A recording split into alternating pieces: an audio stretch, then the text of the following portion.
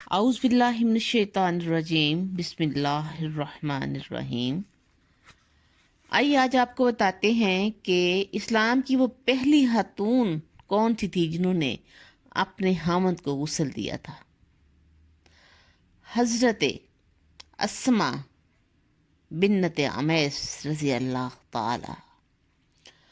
جب حضرت سیدنا ابو بکر صدیق کا وصال 21 جمادی الثانی 13 ہجری بروز سوموار کو 63 برس کی عمر میں ہوا تو وہ وقت وصال آپ کی عمر مبارک اتنی ہی تھی جتنی کہ نبی کریم صلی اللہ علیہ وآلہ وسلم کی تھی۔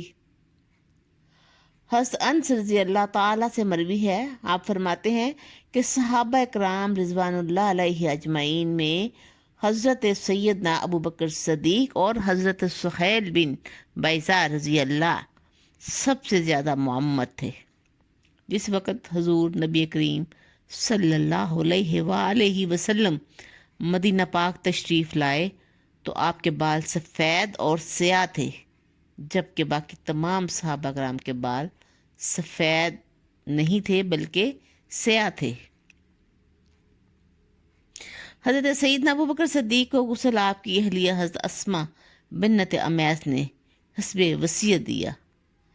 حضرت اسماء رضی اللہ تعالی اکثر روزہ سے ہوتی تھی، اور جس دن آپ کے وصال کا وقت قریب ہوا تو انہیں قسم دے کر روزہ رکھنے سے منع فرمایا تاکہ بوقت غسل کہیں نکاحت نہ ہو جائے۔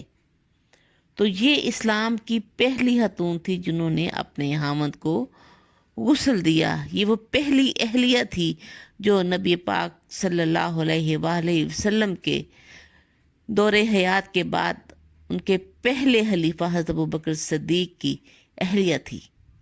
وآخر دعوانا ان الحمد للہ رب العالمین۔